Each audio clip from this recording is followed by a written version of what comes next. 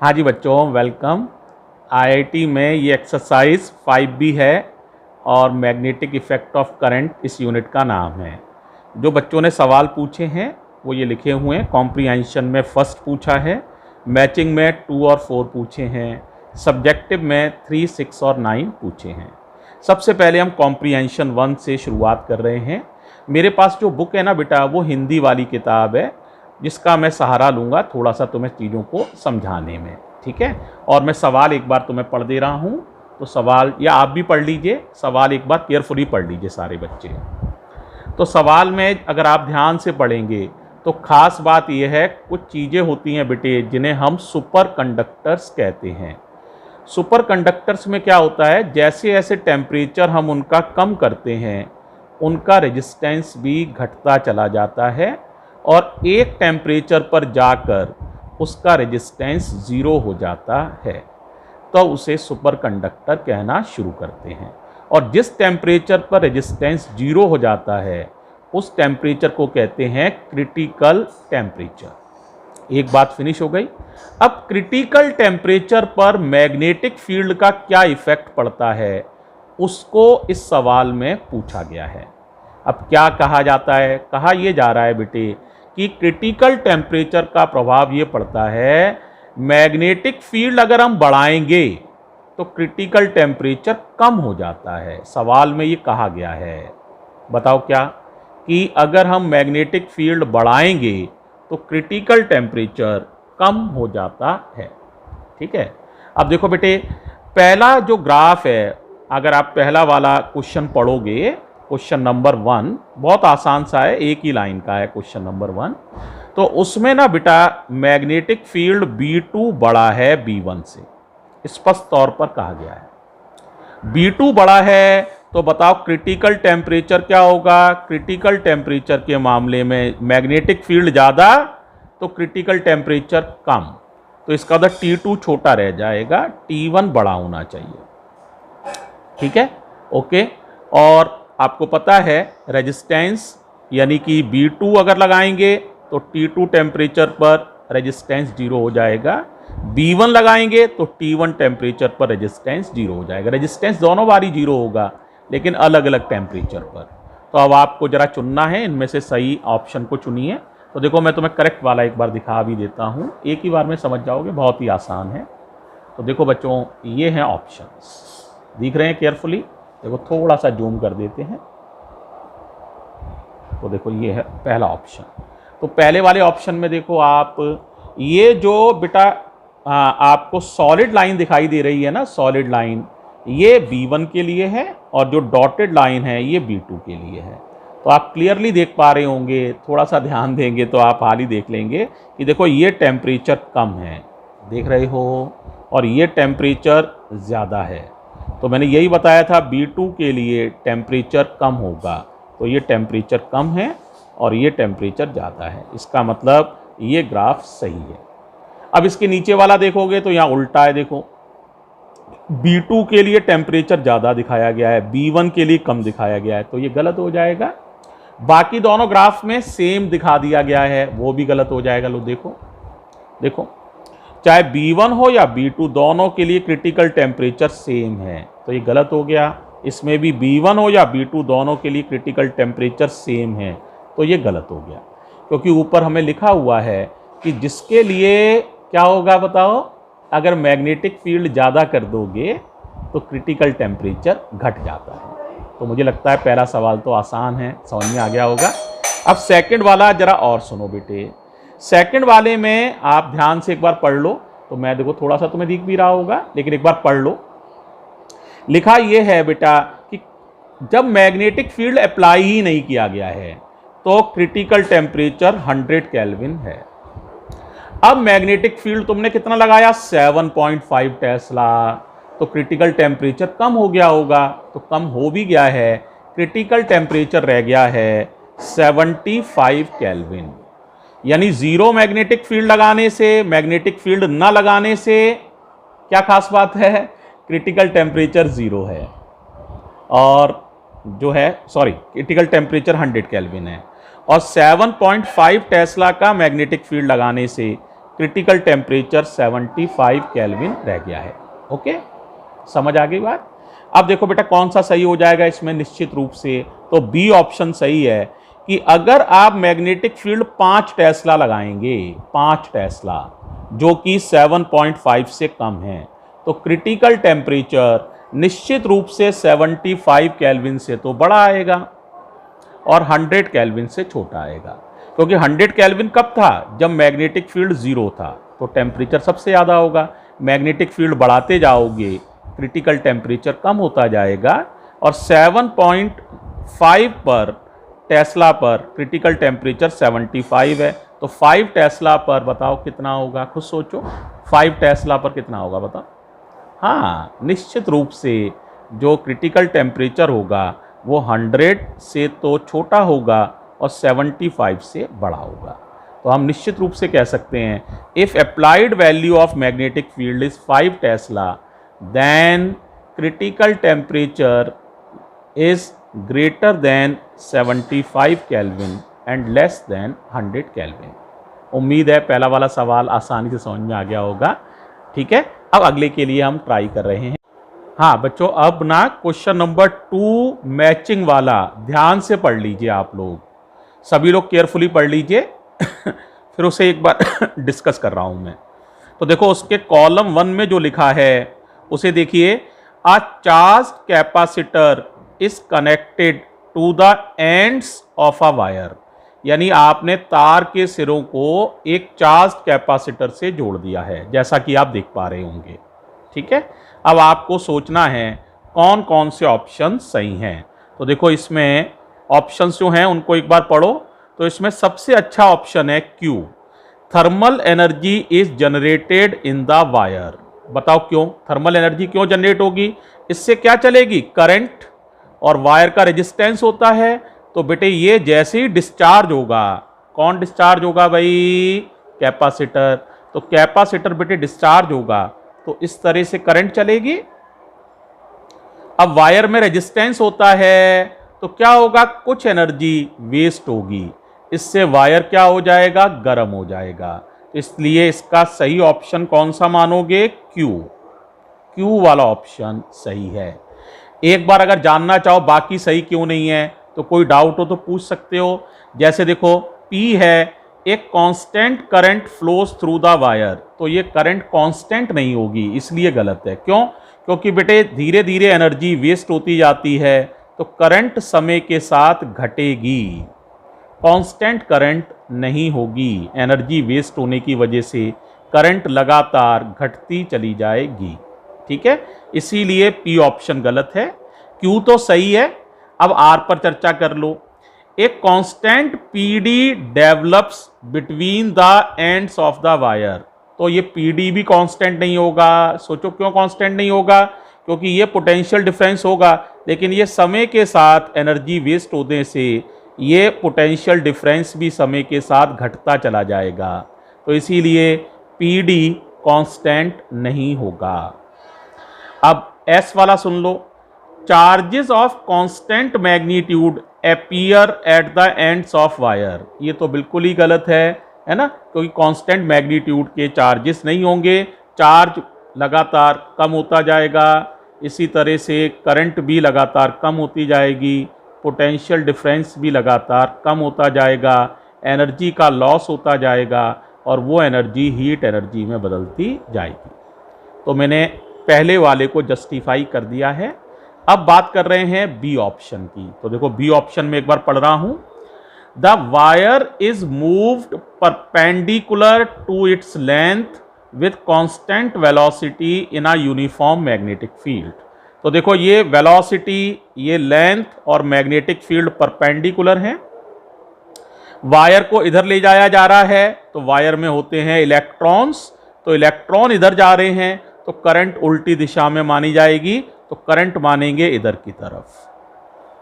अब आप देखो ये करंट है तो किधर फोर्स लगेगा, देखो current Fleming left hand rule लगा रहा हूं, करंट इधर है, ध्यान रखो, मैग्नेटिक फील्ड नीचे की तरफ है, करंट इधर है, तो फोर्स लगेगा इधर की तरफ, इधर।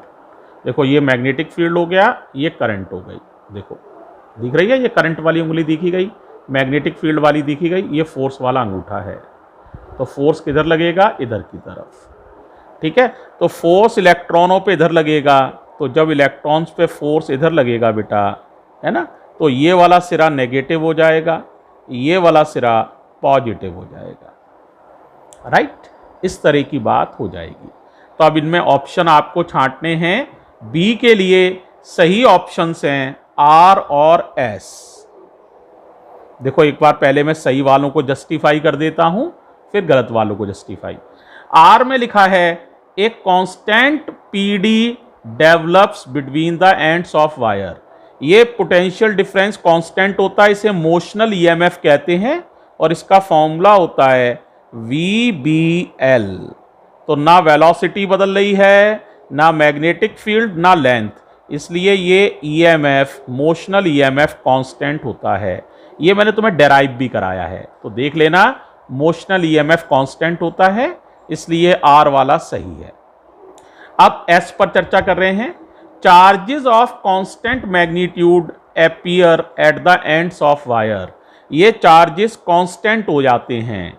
क्यों हो जाते हैं? क्योंकि धीरे धीरे इधर नेगेटिव चार्ज बढ़ता जाएगा, इधर पॉजिटिव चार्ज पहले बढ़ेगा, फिर थोड़ी देर बाद क्या होगा बेटा, ये तो फोर्स इलेक्ट्रॉनों को नीचे धक्का दे रहा है और ये पॉजिटिव चार्ज इन्हें अपनी तरफ खींचेगा, तो दो फोर्स लगने लग जाते हैं, एक इलेक्ट्रोस्टैटिक और एक मैग्नेटिक।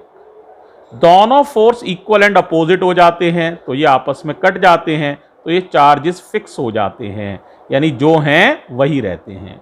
इस तरह से एस वाले को सही मान सकते हैं। राइट, अब मैं चर्चा कर रहा हूं पी क्यों गलत है।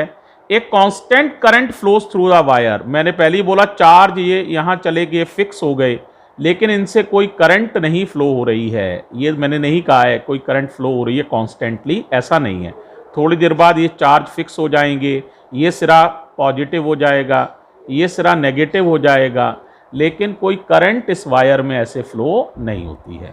तो इस तरह से पी वाला गलत है। अब हम क्यू वाले पे विचार कर रहे हैं। Thermal energy is generated in the wire. ऐसा भी कुछ नहीं हुआ है कि कोई थर्मल एनर्जी जनरेट हो रही हो लगातार वायर में, ऐसा नहीं है। तो इस तरह से दो ही ऑप्शन सही हैं, आर और एस। अब चेक कर रहे हैं सी वाले को, थोड़ा सा फोकस बढ़ा लो सी वाले पर।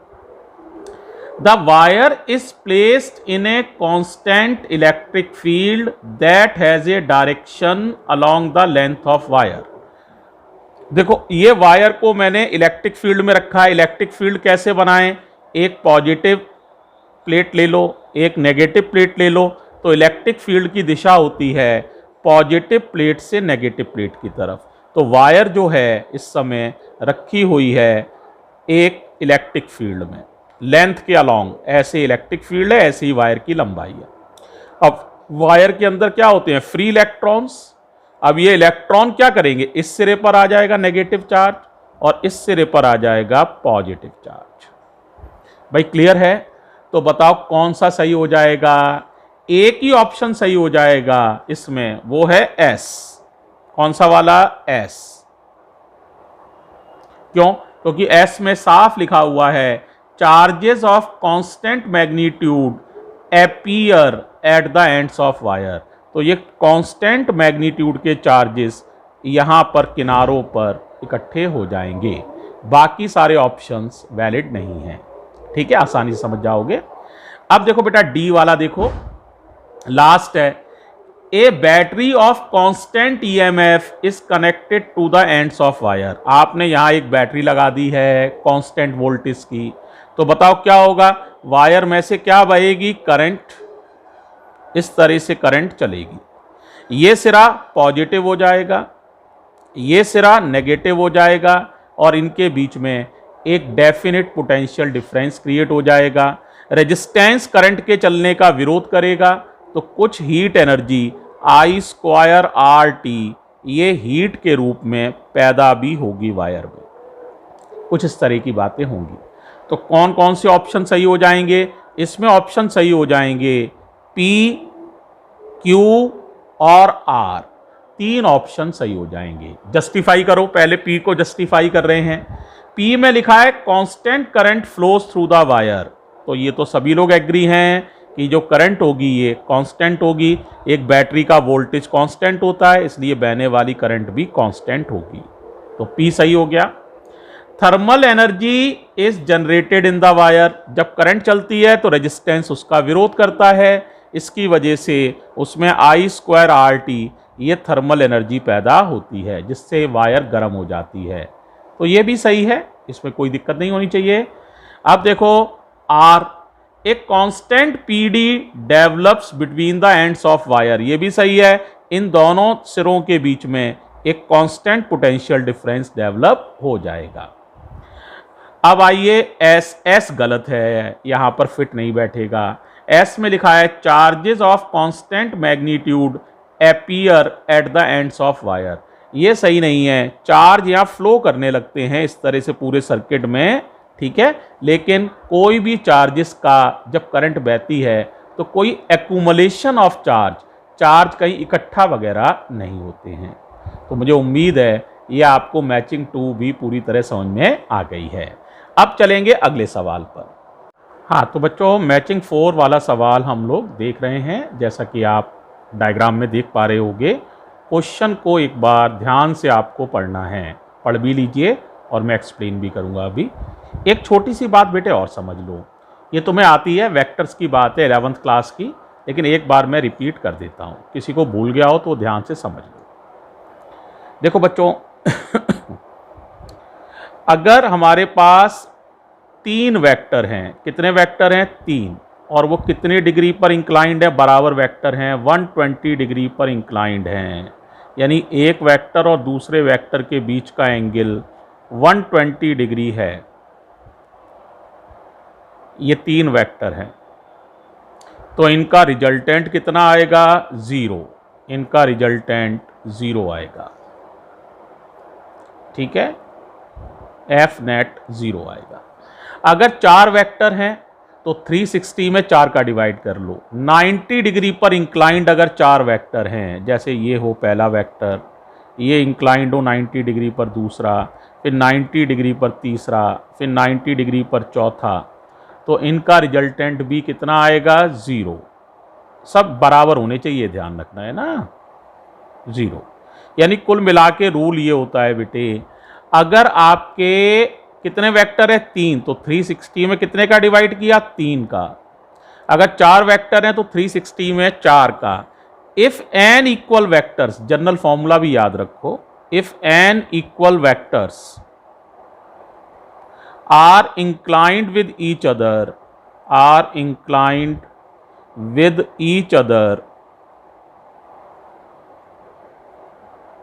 at an angle of, हर कोई दूसरे से एंगल कितना बनाए? 360 upon n, then their resultant is 0,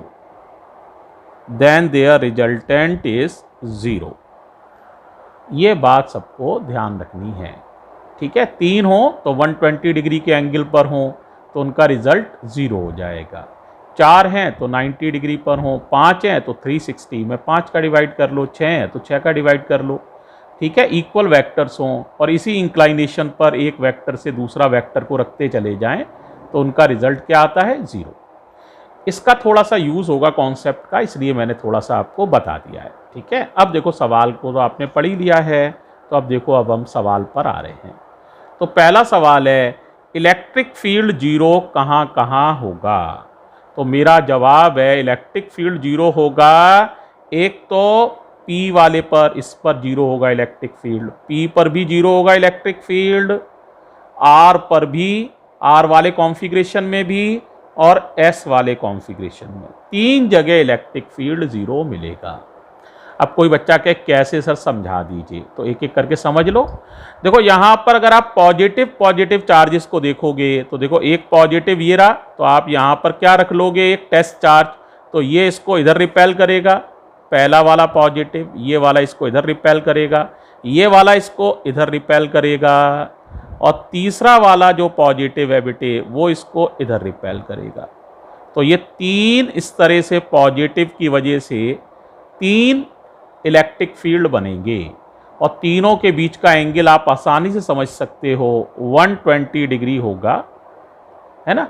इसी तरह से नेगेटिव चार्जेज में समझ सकते हो, ये इधर अट्रैक्ट करेगा, ये वाला इधर अट्रैक्ट करेगा और ये वाला इधर। तो आप देखिए भाई हर तरफ फोर्स हो जाएगा 2F। एक चार्ज का फोर्स अगर F है तो इधर भी 2F, इधर भी 2F, इधर भी 2F, और सारे वेक्टर एक दूसरे से 120 डिग्री पर इंक्लाइंड हैं। तो इसका मतलब यहाँ रिजल्टेंट इलेक्ट्रिक फील्ड या रिजल्टेंट फोर्स कितना आएगा? 0। इस तरह से हम P को आसानी से जस्टिफाई कर सकते हैं। अब देखो R को जस्टिफाई कर रहे हैं, R ये वाला है, ठीक है। अब हमें यहाँ इलेक्ट्रिक फील्ड निकालना है। फिर वही बात, जहाँ पर इलेक्ट्रिक फील्ड निकालना होता है वहाँ एक पॉजिटिव टेस्ट चार्ज रख लोगे। तो देखो ये भी 120 डिग्री पर हैं और ये भी 120 डिग्री पर हैं, तो फिर आप समझ सकते हैं उनका रिजल्टेंट 0 आएगा। जहाँ इलेक्ट्रिक फील्ड निकालना हो वहाँ एक पॉजिटिव टेस्ट चार्ज को रख लो और इसकी वजह से इलेक्ट्रिक फील्ड निकालोगे, 3 चार्जेस की वजह से 0, इन 3 की वजह से भी 0, क्योंकि 3 बार आपको इलेक्ट्रिक फील्ड इनकी वजह से मिलेगा, inclined at 120 degree with each other, 3 बार इससे मिलेगा और रिजल्टेंट आपका 0 आ जाएगा। तो आप P को भी समझ गए, R को भी समझ गए। अब समझना है S को। S में भी देखो, फिर देखो ध्यान से, वही बात है, आपको यहाँ इलेक्ट्रिक फील्ड निकालना है तो आप यहाँ प्लस Q0 रख लोगे। अब ये इसको नीचे रिपेल करेगा, ऊपर वाला चार्ज नीचे धक्का देगा, नीचे वाला चार्ज ऊपर धक्का देगा, तो ये कट जाएंगे, इलेक्ट्रिक फील्ड 0। ये वाला इसको इधर खींचेगा अपनी तरफ, पॉजिटिव टेस्ट चार्ज को ये इसे इधर खींचेगा, ये भी कट जाएंगे, आंसर 0। ये इसको इधर खींचेगा अपनी तरफ और ये वाला इसे अपनी तरफ खींचेगा पॉजिटिव टेस्ट चार्ज को, तो ये भी कट जाएंगे, तो आंसर कितना आएगा? 0। इस वजह से आप आसानी से समझ सकते हो बेटे कि आंसर P में, R में और S में, तीनों में इलेक्ट्रिक फील्ड 0 प्राप्त हो जाएगा। ठीक है। अब यहाँ इलेक्ट्रिक फील्ड 0 नहीं आएगा। कोई बच्चा कहे सर Q में बताइए, तो 0 नहीं आएगा। क्यों नहीं आएगा? देखो ये एक डाइपोल बन गया, देखो प्लस और माइनस चार्ज डाइपोल, तो डाइपोल का, और ये इक्वेटोरियल लाइन, तो इक्वेटोरियल लाइन पर इलेक्ट्रिक फील्ड 0 नहीं होता है। कितना होता है? 1/4 पाई एप्सिलॉन नॉट। अगर डाइपोल छोटा है तो P/r³, 0 तो नहीं आता है।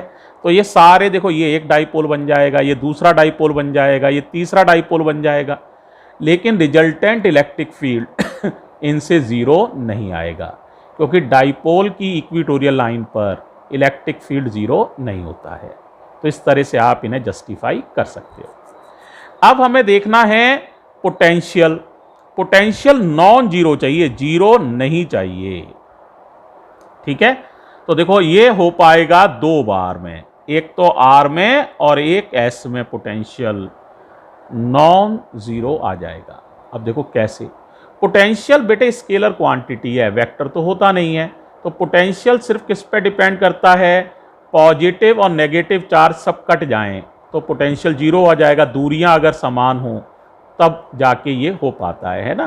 तो आप देखो जरा यहाँ पर, आप तो देखो यहाँ पोटेंशियल, जितना पॉजिटिव चार्ज दूर है सेंटर से उतना ही नेगेटिव है, तो इन दोनों का पोटेंशियल कट जाएगा। ये प्लस का पोटेंशियल, ये माइनस का 0, ये प्लस का पोटेंशियल, ये माइनस का 0, ये प्लस का पोटेंशियल, ये माइनस का, क्योंकि दूरियां बराबर हैं, चार्ज भी सेम है। तो पहले केस में पोटेंशियल 0 आ जाएगा, तो इसीलिए ये सही नहीं है, क्योंकि हमें नॉन जीरो चेक करना है। अब दूसरे केस में देखो पोटेंशियल, देखो यहाँ पर भी पोटेंशियल 0 आ जाएगा। ये पॉजिटिव पोटेंशियल उतना ही और ये नेगेटिव, ये पॉजिटिव पोटेंशियल, ये नेगेटिव, तो ये भी पोटेंशियल कट जाएगा, क्योंकि जितनी दूरी इसकी है उतनी ही इसकी है। तो जितना पोटेंशियल ये डेवलप करेगा उतना ये डेवलप करेगा नेगेटिव, और पोटेंशियल स्केलर क्वांटिटी होती है, तो यहाँ पर भी पोटेंशियल 0 आ जाएगा। अब यहाँ पोटेंशियल 0 नहीं आ पाएगा। सोचो क्यों नहीं आ पाएगा? नेगेटिव चार्जेस पास पास हैं तो नेगेटिव पोटेंशियल ज़्यादा आएगा। पॉजिटिव चार्ज हैं तो उतने ही, लेकिन इनकी दूरी ज़्यादा है तो पॉजिटिव पोटेंशियल कम आएगा, तो नेट पोटेंशियल नेगेटिव आएगा m पर, यानी 0 तो नहीं होगा। तो इसका मतलब ये सही है, R is the correct option.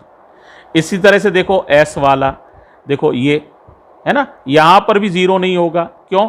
क्योंकि देखो यहाँ पर ये नेगेटिव चार्ज है, ये नेगेटिव चार्ज है, नेगेटिव पोटेंशियल ज़्यादा है, पॉजिटिव पोटेंशियल उसकी तुलना में अलग है, तो यहाँ पर भी नेट पोटेंशियल ज़ीरो नहीं आएगा, क्योंकि यहाँ पर भी अलग अलग कॉन्फ़िगरेशन है, तो यहाँ ज़ीरो नहीं आ पाएगा।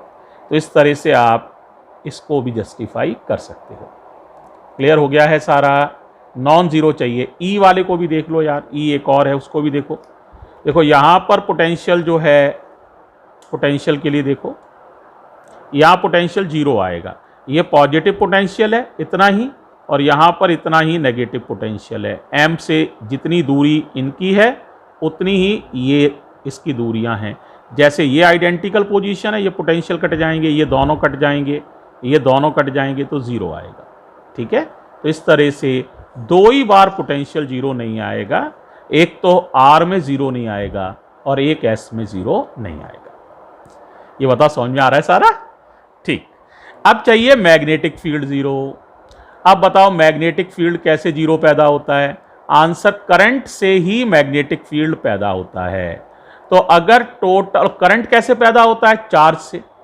तो अगर टोटल चार्ज जीरो है तो पैदा होने वाला टोटल करंट भी जीरो हो जाएगा, और अगर करंट जीरो है तो मैग्नेटिक फील्ड भी जीरो हो जाएगा।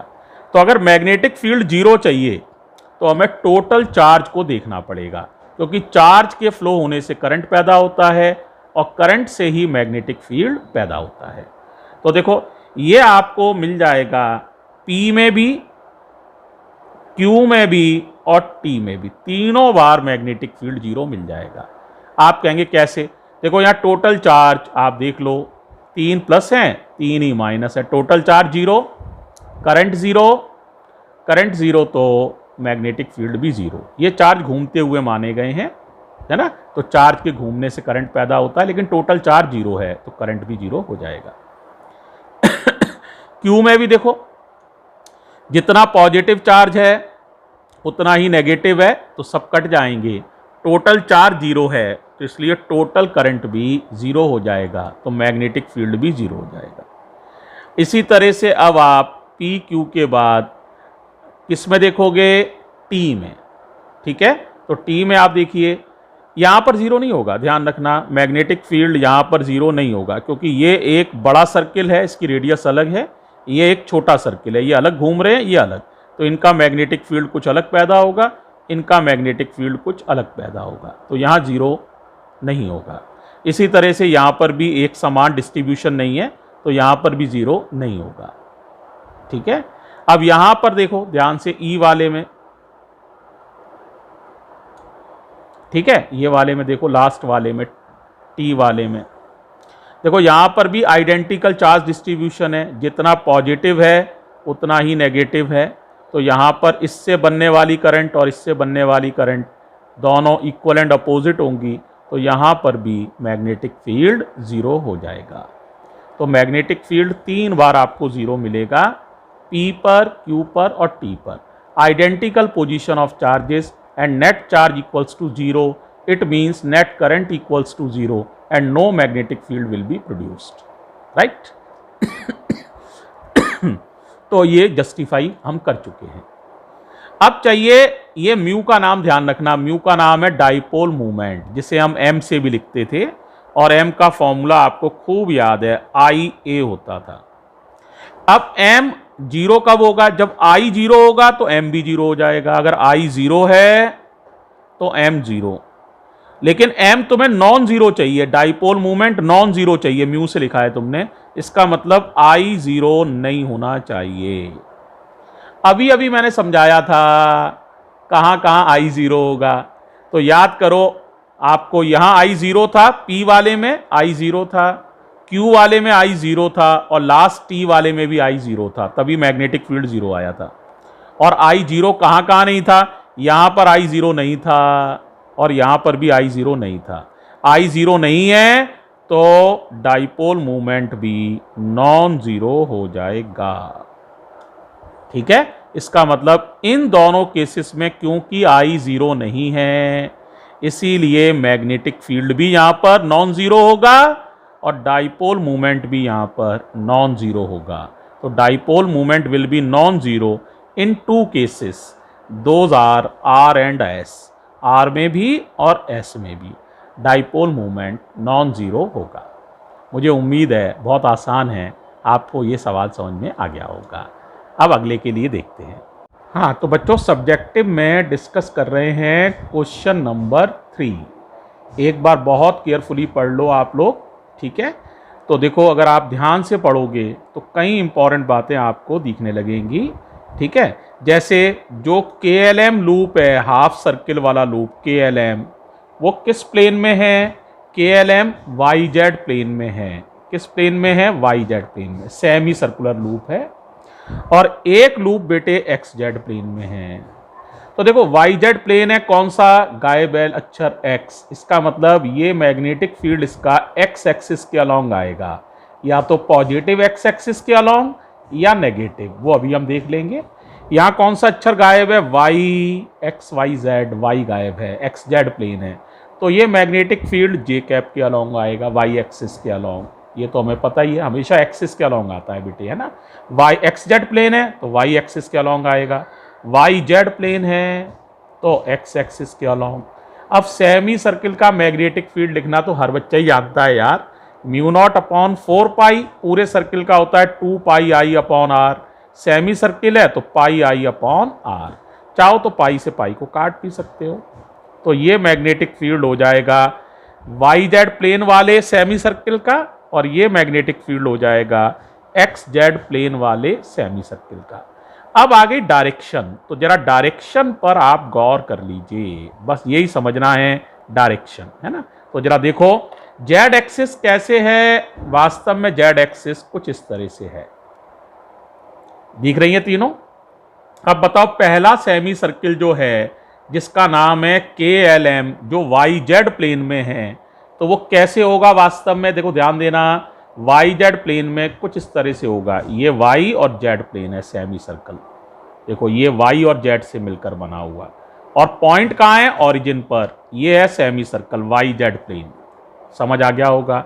अब देखो करंट कैसे चल रही है? करंट उसमें ऐसे चल रही है, देख लो अपने डायग्राम में, करंट ऐसे जा रही है YZ प्लेन में, ऐसे करके अंगूठे से उंगली की तरफ। तो ये करंट हो गई, और ये नीचे ऑब्जर्वेशन पॉइंट है, तो नीचे उंगलियां फैला दोगे, नीचे की तरफ उंगलियां, करंट इधर जा रही है, देखो नीचे की तरफ उंगलियां ऑब्जर्वेशन पॉइंट है, तो धक्का किधर लगाओगे? देखो इधर की तरफ, यानी किधर? देखो ध्यान से, इधर की तरफ, यानी X एक्सिस की नेगेटिव डायरेक्शन में। इधर ही तो धक्का लगा रहे थे, तो इसीलिए ये आएगा माइनस आई कैप की तरफ। किधर आएगा? माइनस आई कैप की तरफ।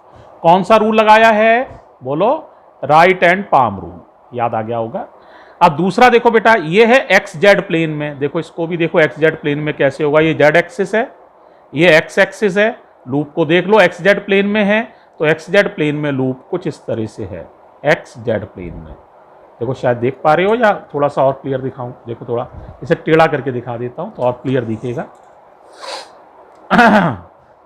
देखो ये है XZ प्लेन, दिख रहा है? ये X एक्सिस, ये Z axis, XZ plane, right. अब इसमें देखो करंट कैसे जा रही है, ध्यान से देखो XZ प्लेन में देखो कैसे जा रही है करंट, आप देखिए जरा केयरफुली, तो करंट आपको दिखाई दे जाएगी जाते हुए कैसे जा रही है, ओके।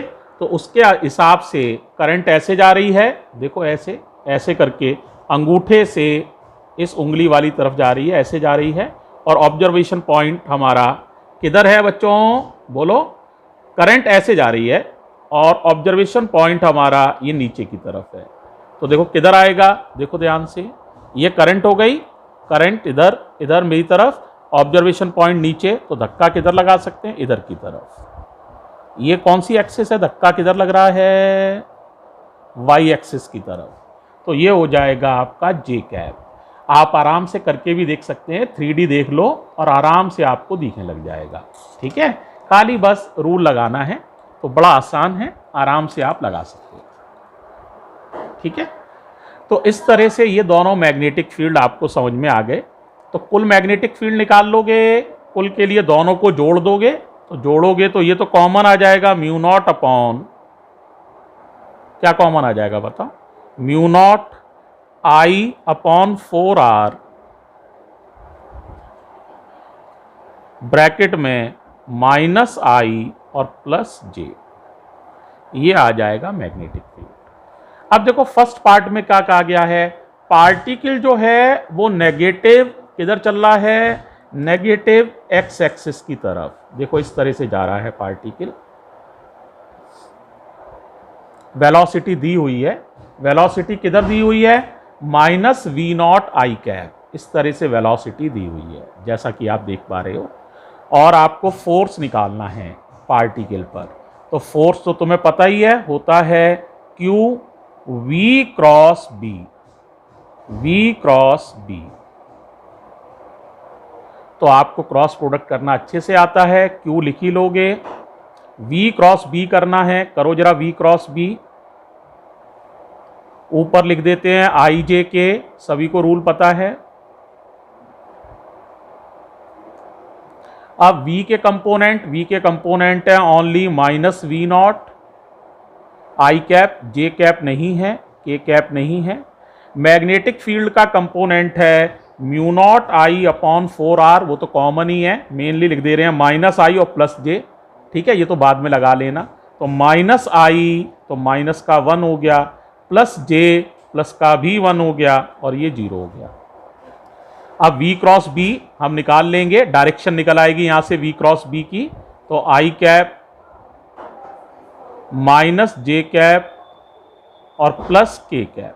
कर लो जरा क्रॉस प्रोडक्ट, बताओ कितना आएगा, आता है तुम्हें करना। i कैप का रो कॉलम कैंसिल, तो 0 इंटू 0, ये तो 0 ही आ जाएगा। j कैप का रो कॉलम कैंसिल, ये आएगा v नॉट इंटू 0, 0, ये भी 0, ये भी 0 ही आ जाएगा बेटा।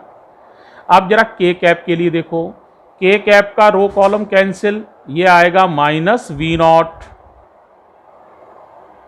और ये आएगा आपका 0, तो माइनस वी नॉट के आ जाएगा, है ना, कुछ इस तरह से आ जाएगा।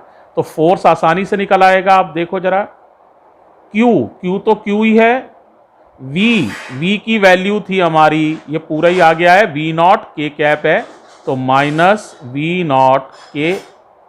और मैग्नेटिक फील्ड में कुछ हिस्सा लिखना छोड़ दिया था, mu naught I upon 4r, तो वो और लिख लो, mu naught I upon 4r। ये हमारा फोर्स निकल आएगा और डायरेक्शन हो जाएगी माइनस के कैप की तरफ।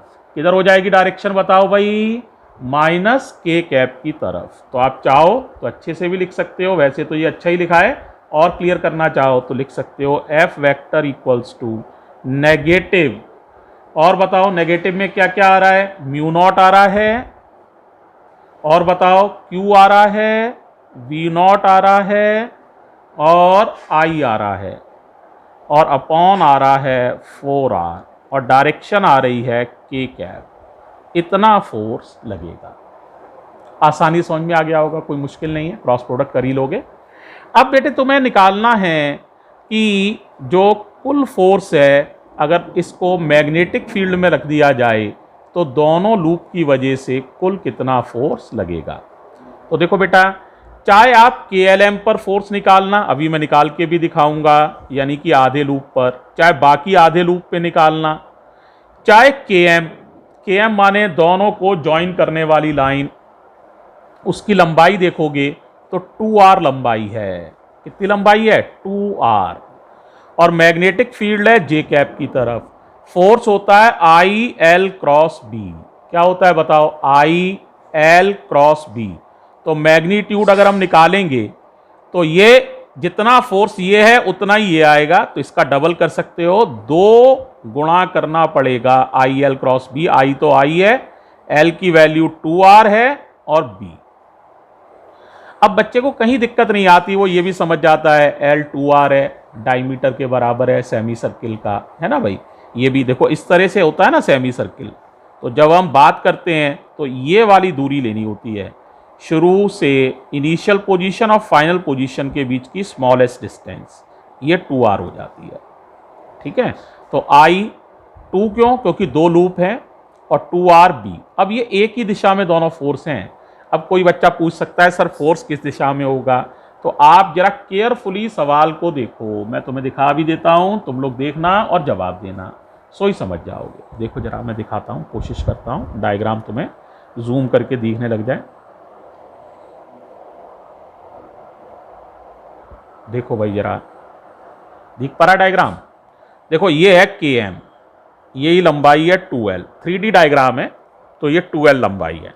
अब बताओ ये किस एक्सिस के अलोंग है? देखो ये Z है, ये Z इधर की तरफ है, ये Z एक्सिस के अलोंग है, लेकिन नेगेटिव Z एक्सिस के अलोंग है। देखो करंट इसे जा रही है ऐसे, Z एक्सिस इधर है, देखो एरो दिख रहा है, देखो ध्यान से देखो, Z एक्सिस का एरो इधर है, करंट देखो उल्टी दिशा में जा रही है। देखो इस एरो को देखो केयरफुली और इस एरो को देखो, अपोजिट है, तो इसका मतलब लेंथ हो गई -K कैप की तरफ। किधर है? -K कैप, लेंथ है -K कैप, ठीक है।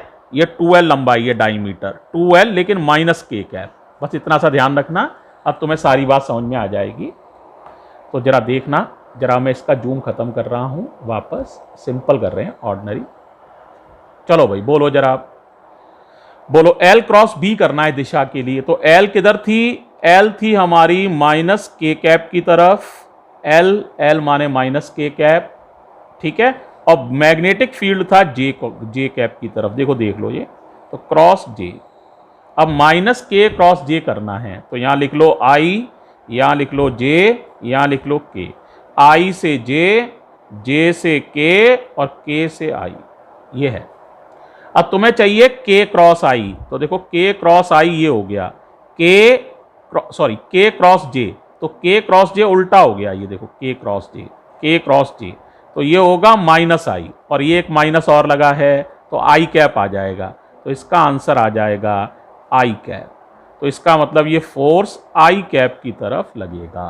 किधर लगेगा? I कैप की तरफ। लंबाई 2R, ठीक है। तो यहाँ 2R दुगना क्यों किया?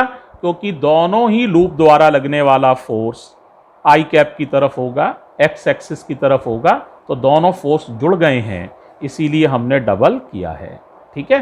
तो चाहे KLM का फोर्स देखो या KNM का या KM का, सारे फोर्स बराबर हैं, लंबाई 2R ही लेनी पड़ेगी, सभी की दिशा I कैप में आएगी, ठीक है। इस तरह से ये आप पूरा सवाल समझ सकते हो। क्लियर है? अब अगले सवाल के लिए रेडी हो जाओ। ये सब्जेक्टिव का बेटे क्वेश्चन नंबर 6 है, आप लोग एक बार सवाल को बहुत ध्यान से पढ़ लो, ठीक है।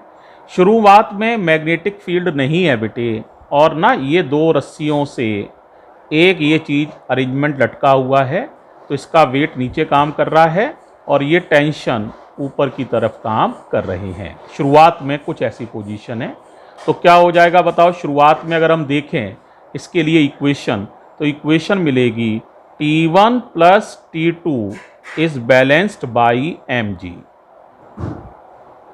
ठीक है। T1 + T2 is balanced by mg।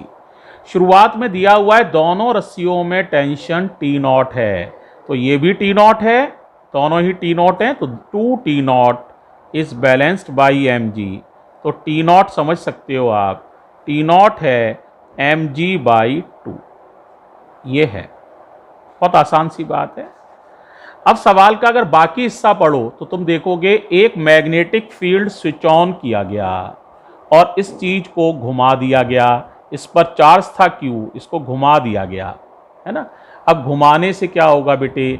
आपको पता है जैसे ये घूमेगा तो ये रिंग ये चाहेगी कि मैग्नेटिक लाइंस ऑफ फोर्स मेरे परपेंडिकुलर, हर रिंग ये चाहती है कि लाइंस ऑफ फोर्स मेरे परपेंडिकुलर हो जाएं। कैसे हो जाएं? मेरे परपेंडिकुलर, मेरे प्लेन के परपेंडिकुलर गुजरे हैं, लाइंस ऑफ फोर्स मेरे प्लेन के परपेंडिकुलर हो जाएं। अब ये रिंग ऐसे थी और लाइंस ऑफ फोर्स इसके प्लेन के पैरेलल गुजर रही हैं, तो ये रिंग कोशिश करके ऐसे होना चाहेगी, इसकी वजह से ये टर्न करने की कोशिश करेगी रिंग, तो इस रस्सी पे दबाव बढ़ने लगेगा, ठीक है। तो इसमें टॉर्क पैदा जो होगा इस रिंग में, वो टॉर्क की वजह से ये तनाव बढ़ने लगेगा। और वो कह रहा है कोई भी रस्सी जो मैक्सिमम तनाव झेल सकती है, मैक्सिमम टेंशन झेल सकती है, वो 3T0/2 ही झेल सकती है। तो आपको पता करना है कितनी मैक्सिमम एंगुलर वेलोसिटी से इसे घुमाया जा सकता है। तो सबसे पहले मैं टॉर्क निकाल रहा हूं, इस रिंग में कितना टॉर्क पैदा हो जाएगा, है ना। अब बताओ टॉर्क निकालने के लिए हमारा फॉर्मूला क्या होता है, बताओ टाउ का। टाउ होता है हमारा M B sine theta, M B sine theta, theta माने 90 डिग्री, क्योंकि मैग्नेटिक फील्ड और डाइपोल मूवमेंट अभी शुरुआत में 90 डिग्री पर हैं, ठीक है, ओके। तो इस तरह से, क्योंकि डाइपोल मूवमेंट किधर होगा, इधर करंट चल रही है इस तरह से, तो डाइपोल मूवमेंट होता है प्लेन के परपेंडिकुलर, इस तरह से कहीं डाइपोल मूवमेंट होगा, और ये मैग्नेटिक फील्ड है, तो इनके बीच का एंगल कितना हो जाएगा, 90 डिग्री। देख पा रहे हो, तो साइन 90। अब एम होता है आई ए, तो आई ए बी। अब आई कैसे निकालें, आई होता है Y Q upon T, I Q upon T. Area, area समझ ही गए होगे तुम लोग, एरिया कितना लगाओगे बताओ। हाँ, एरिया चाहो तो लगा सकते हैं आप पाई आर स्क्वायर, और बी तो है ही। अब टी क्या होता है, ओमेगा के टर्म्स में करना है, तो टी बराबर होता है 2 पाई अपॉन ओमेगा, तो ओमेगा आसानी से निकल आएगा 2 पाई अपॉन टी, या टी की वैल्यू 2 पाई अपॉन ओमेगा, यही सफिशिएंट है, लगा दो यहाँ। तो क्या हो जाएगा, टी की वैल्यू लगाई 2 पाई, ओमेगा ऊपर, पाई आर स्क्वायर ऊपर ही है, बी ऊपर ही है, पाई से पाई कैंसिल। अरे क्लियर है क्या बचेगा बताओ।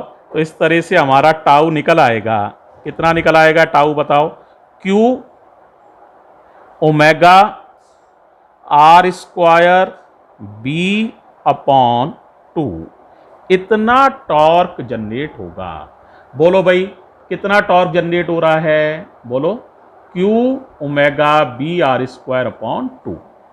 अब इस टॉर्क से, इस टॉर्क को बैलेंस करने के लिए यहां पर भी हमें टॉर्क जनरेट करना पड़ेगा। बताओ टेंशन में जो हमारा डिफरेंस होगा वो कितना हो जाएगा, इसमें टेंशन T1 और ये T2, तो बताओ कितना डिफरेंस हो जाएगा टेंशन में, T1 माइनस T2। टॉर्क होता है force into perpendicular distance, force हो गया नेट फोर्स, T1 बड़ा हो गया, T1 माइनस T2, और परपेंडिकुलर डिस्टेंस हो गई, ये डिस्टेंस d थी ना, तो ये आधी हो गई डिस्टेंस d/2।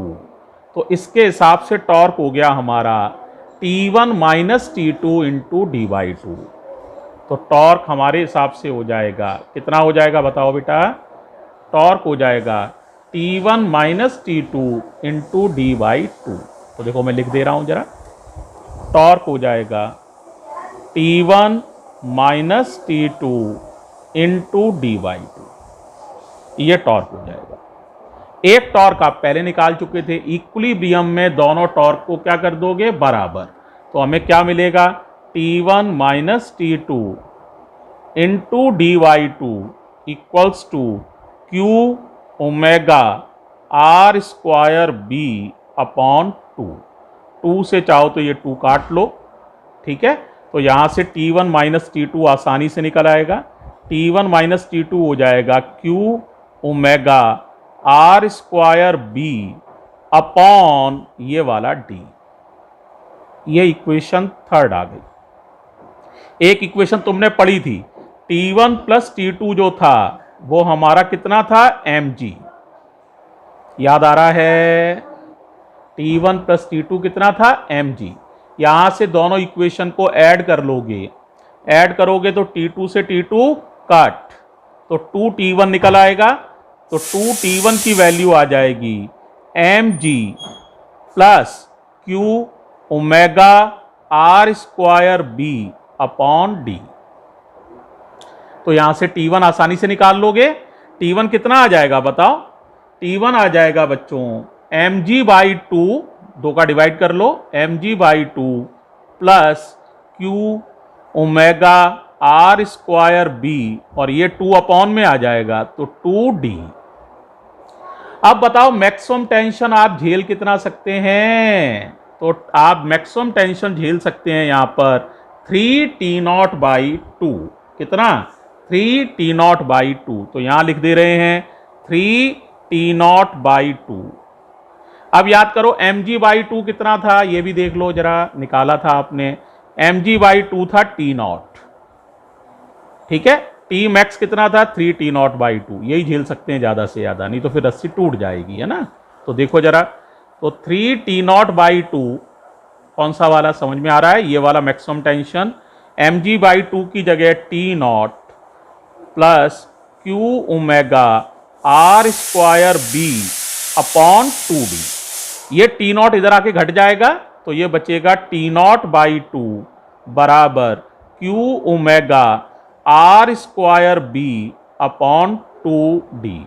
2 से 2 काट लो, तो यहां से ओमेगा मैक्स, यही ओमेगा मैक्स है क्योंकि मैक्सिमम टेंशन लगाया था, तो ओमेगा या ओमेगा मैक्स जो भी कह लो वो कैलकुलेट हो जाएगा। तो ओमेगा मैक्स कितना आ जाएगा बताओ, ये आ जाएगा DT0/QR²B, QR²B, ये हो जाएगा ओमेगा मैक्स। समझ में आ गया है, बहुत आसान है, कोई मुश्किल नहीं है ज़्यादा। पहले आप क्या करेंगे भाई, ये भी शुरू में टेंशन T0 था इनिशियली, ये भी T0 था, तो 2T0 बैलेंस किसको कर रहे हैं, mg को, यहां से आपने निकाल लिया था T0 बराबर mg/2। फिर बेटे जैसे ही आपने मैग्नेटिक फील्ड ऑन किया, तो ये जो कॉइल है ये इस तरह से होना चाहती है कि लाइंस ऑफ फोर्स इसके प्लेन के परपेंडिकुलर गुजरे हैं, परपेंडिकुलर गुजरे हैं। तो प्लेन्स के परपेंडिकुलर गुजरने के लिए ये ऐसे है, तो ये ऐसे होना चाहेगी, इसकी वजह से इसे सीधा होने के लिए टॉर्क लगाना पड़ेगा। वो टॉर्क हम आराम से कैलकुलेट कर लेंगे, mb sin थीटा, और फिर mb sin थीटा को हम इसमें राशि में टेंशन T1 हो गया, इसमें T2 हो गया, टेंशंस का डिफरेंस हो गया T1 माइनस T2, और ये डिस्टेंस हो गई d/2। तो टॉर्क होता है फोर्स इंटू परपेंडिकुलर डिस्टेंस, उससे आप दोनों टॉर्क को बराबर कर देंगे और वहां से आप आराम से ओमेगा मैक्स कैलकुलेट कर लेंगे। उम्मीद है ये भी समझ में आ गया होगा, ठीक है। अब एक सवाल और है, उसको समझो। ये क्वेश्चन नंबर 9 है, सब्जेक्टिव है, और आप क्वेश्चन की लैंग्वेज एक बार ध्यान से पढ़ लो। एक राइट ट्राइंगल है, इसमें ये साइड 3x है PQ, PR 4x है, QR 5x है। P पर मैग्नेटिक फील्ड पता करना है। तो आप देखो कैसे भी करंट चला लो, आपकी इच्छा है, करंट दी नहीं हुई है, मान लो करंट ऐसे चल रही है, जैसे आपको अच्छा लगे चला सकते हो। तो ये करंट चल रही है, तो देखो बेटा ये वाली वायर P से गुजर रही है, तो ये P पर मैग्नेटिक फील्ड पैदा नहीं कर पाएगी। ये वाली वायर भी P से गुजर रही है RP, ये भी मैग्नेटिक फील्ड P पर पैदा नहीं कर पाएगी। अब सवाल है फिर P पर मैग्नेटिक फील्ड कौन पैदा करेगा, सिर्फ एक ही वायर P पर मैग्नेटिक फील्ड पैदा करेगी, QR। ये एक फाइनाइट लंबाई की वायर है। अब इसका मैग्नेटिक फील्ड तुम्हें पता है होता है, फाइनाइट लंबाई की वायर का मैग्नेटिक फील्ड μ0/4π I/R sin φ1 और प्लस sin φ2, भाई यही होता है। तो हमें एक तो ये एंगल चाहिए, ये हो गया हमारा φ1, एक ये एंगल चाहिए φ2, और एक ये R चाहिए। अगर ये तीन चीजें पता हो जाएं तो हम आसानी से सवाल को सॉल्व कर सकते हैं। अब देखो भाई, सबसे पहले देखो जरा मैं आपसे पूछता हूं, जवाब दीजिएगा सभी लोग, ठीक है। देखो ट्राइंगल का एरिया आप दो तरह से लिख सकते हैं। एक तो लिख सकते हैं इस तरह से, हाफ इंटू बेस, बेस हो गया PR, इंटू हाइट, हाइट हो गई PQ, तो ये ट्राइंगल का एरिया हो गया PQR का। एक लिख सकते हैं हाफ बेस हो गया QR, और हाइट हो गई ये वाली जो स्मॉल r है ना, तो स्मॉल r, हाफ से हाफ कट जाएगा। PR की वैल्यू दी हुई है, PR 4x है, PQ दिया हुआ है, PQ 3x है, QR 5x है, तो स्मॉल r निकालना है। x से x कैंसिल, तो ये 12x में 5 का डिवाइड लग जाएगा, तो r आ जाएगा 12x/5। ये परपेंडिकुलर डिस्टेंस तो निकल आई है, कोई दिक्कत नहीं होनी चाहिए। अब देखो बेटा, ये जो 3, 4, 5 का ट्राइंगल होता है, सारे बच्चों को ही पता है, एक बार मैं बता भी देता हूं जिन्हें नहीं मालूम है, वैसे तो आसान है। जिनमें रेशियो 3, 4, 5 साइड्स वाला जो ट्राइंगल होता है, उसमें बताओ क्या क्या खास बात होती है, बोलो भाई। ये एंगल कितने डिग्री होता है? 37। 3 के सामने का एंगल छोटा होता है, 4 के सामने का होता है 53, ये 90 डिग्री। शायद सारे बच्चों को पता है ये बात। 3, 4, 5 का ट्राइंगल। तो इसी तरह से ये एंगल कितना हो जाएगा? 37। ये कितना हो जाएगा? 53।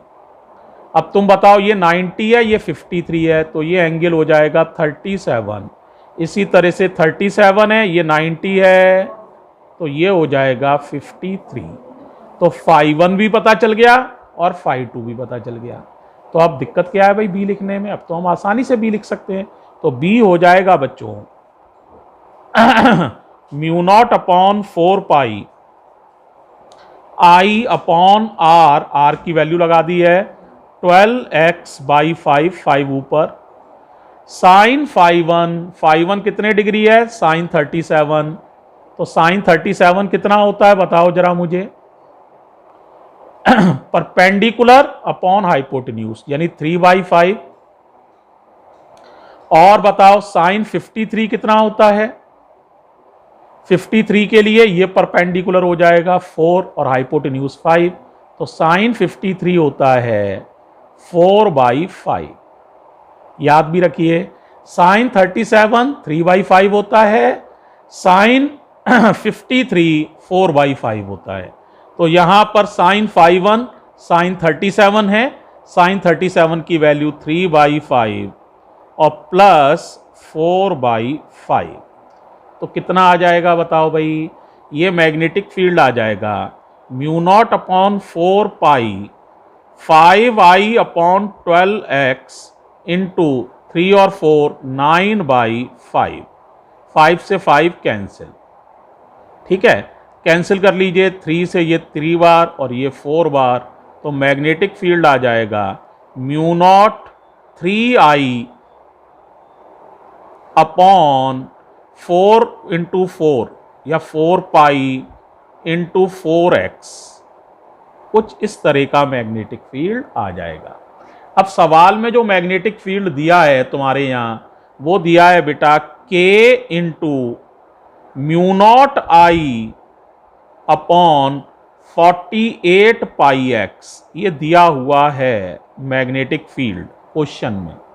तो k निकालना है, तो बताओ μ0I से μ0I कट जाएगा और πx से पाई और x कट जाएगा, और 4 4 जा 16 से ये 3 बार कट जाएगा, 16 3 जा 48, तो 3 और 3 का मल्टीप्लाई हो जाएगा, तो k की वैल्यू निकल आएगी बच्चों। कितनी निकल आएगी भाई k की वैल्यू? देखो k की वैल्यू निकल आएगी 9। कितनी निकल रही है? 9। या देख लेना भाई, जो भी आए उसे सॉल्व ऐसे करना है, तो k की वैल्यू निकल आएगी। ठीक है बच्चों, तो इस तरह से ये असाइनमेंट आपका पूरा हो गया है। सॉरी बच्चों, एक छोटी सी एरर हो गई है। ये 3 और 4 को जोड़ोगे तो 3 और 4 कितना आएगा? 7/5 आएगा यहाँ, है ना। तो 9/5 की जगह यहाँ कितना आएगा भाई? 7/5। तो ये बेटा थोड़ा सा अमेंड कर लेना, यहाँ पर 9/5 की जगह 7/5 लिखना, राइट। तो ये 3 और 4 को जोड़ने में ना 9 लिख दिया है, तो गलती हो गई है, ये 7/5 आएगा। तो यहाँ से k को सॉल्व करोगे, करने का तरीका बिल्कुल यही है। तो k की वैल्यू 9 नहीं आएगी बेटा, 9 गलती से लिख गया हूँ, 7 आएगी। कितनी आएगी k की वैल्यू? 7। करने का तरीका समझ में आ गया है, k की वैल्यू 7 आ गई, ये क्लियर हो गया होगा। ठीक है, यहाँ जोड़ने में एरर हो गई थी, 3 और 4 7 होते हैं, मैं गलती से 9 लिख गया था, तो इसलिए आएगा 7/5। थैंक यू बच्चों। तो k का आंसर 7, ठीक है।